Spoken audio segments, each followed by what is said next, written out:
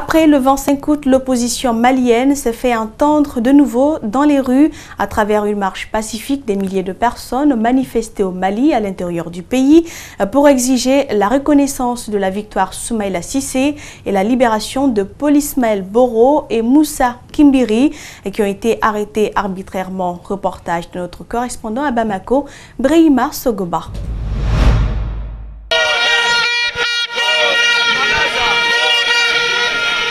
Un autre point de revendication s'ajoute à la longue liste de doléances de l'opposition malienne.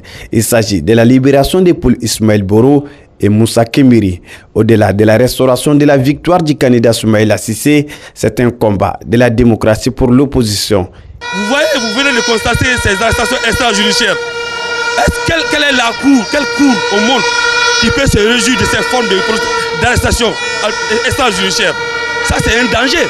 Donc, si notre démocratie est menacée, nous devons nous lever pour dire non à cette dérive autoritaire. Aucune institution, aucune cour ne peut se réjouir par rapport à ces arrestations extrajudiciaires, à ces enlèvements, à ces poursuites.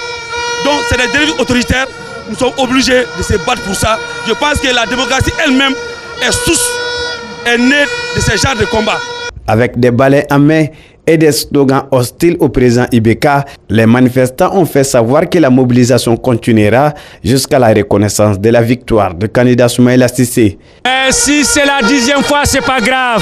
C'est une façon de prendre l'opinion nationale et internationale en témoin.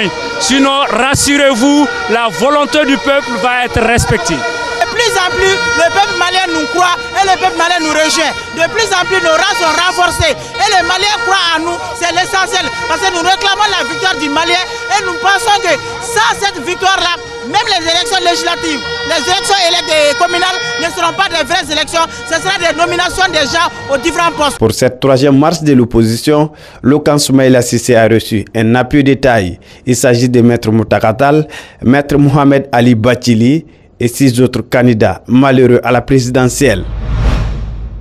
En interactualité de la crise des Rohingyas en Birmanie à la guerre oubliée du Yémen, Visa pour l'image présente les clichés les plus saisissants d'un monde qui va mal, à l'instar de la profession des photoreporters de plus en plus précarisée. La 30e édition du Festival international du photojournalisme s'est ouverte ce samedi 1er septembre à Perpignan. Suivez.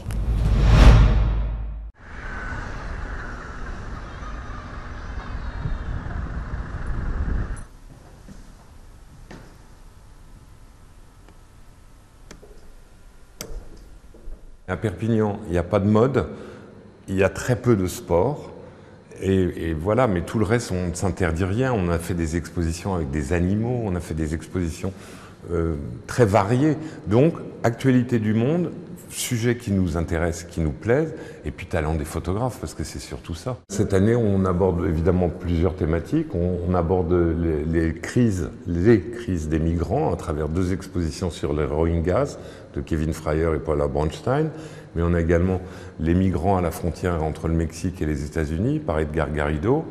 Et puis cette année, on a beaucoup insisté sur l'environnement à travers les toilettes d'Andrea Bruce, à travers la malbouffe de George Steinmetz. Nous, on est un peu l'anti-réseau social, puisqu'une fois par an, on réunit la profession, les photographes, mais aussi le public, que le public peut rencontrer les photographes. Ils font des conférences, ils font des visites dans leurs expos. Donc c'est un outil d'information absolument, je pense, sans concurrence.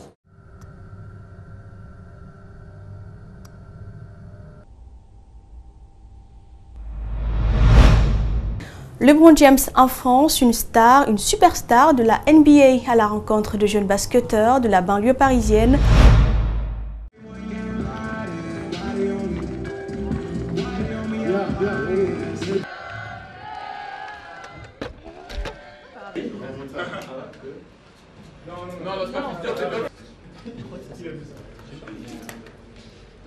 Les jeunes, on a toujours besoin d'un modèle qui nous montre comment réussir. Je pense que oui, c'est une bonne chose. Surtout quelqu'un comme LeBron. Je trouve que c'est bien ce qu'il fait. C'est comme s'il voulait... il nous boostait, il ne disait jamais d'arrêter. C'est sous aspiration, mais ouais, c'est un de mes modèles dans le basket, je pense. c'est important quand on sait que parfois voilà, le taux d'échec scolaire peut parfois être important dans certaines régions, quand aussi on sait que dans le système scolaire français, parfois c'est un peu compliqué de s'exprimer, on le ressent parfois, et là le fait qu'ils mettent des mots sur leur ressenti et qu'ils cherchent tout simplement ce qu'ils veulent atteindre, c'est déjà intéressant en soi.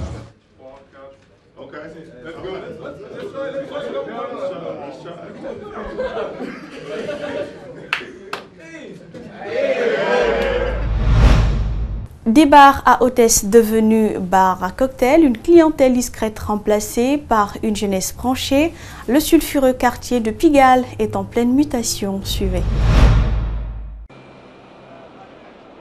Le quartier de Pigalle à Paris. Les sex shops sont toujours là, mais la clientèle se fait rare. Fini l'époque des nuits chaudes et des grands criminels. Les bars à hôtesse ont presque tous fermé ou sont devenus des établissements branchés. Exemple au Pile ou Face, qui a gardé sa déco d'origine. Clin d'œil à celles qui travaillent encore dans le quartier. Et mes voisines, depuis que je suis arrivé, oui, ça se passe très bien. En gros, moi je leur rends des services et vice versa. En gros, on se rend des services. Il y a un changement, mais il n'y a aucun souci là-dessus. C'est vraiment une bonne entente entre nous. Une bonne entente, certes, mais le changement a pour certains un goût amer. Linda, une figure du quartier, a repris cet ancien bar à filles, le Cotton Club, il y a 5 ans. Ce décor, elle l'a constitué en chinant dans des brocantes. Pour elle, c'est toute l'âme d'une époque. Elle se souvient avec nostalgie de ses 30 années passées comme barmaid. C'était vraiment des endroits où il y avait une convivialité et on ne se prenait pas la tête. On a partagé la joie et la peine de pas mal de monde. Aujourd'hui, franchement, je regrette ce temps-là. Des regrets que partage ce client de 83 ans, fidèle du quartier. C'était plus sympathique, maintenant c'est mort, il n'y a plus rien. C'était animé, très animé. De l'animation, le quartier n'en manque pourtant pas. Mais ce sont désormais les mixologues et leurs cocktails tendance, comme ici au Bar à Bulles, qui sont les nouvelles stars des nuits de Pigalle, version 2018. Un élément qui met fin à cette édition d'information. Merci à vous de l'avoir suivi. Restez avec nous. Les programmes continuent sur Espace TV.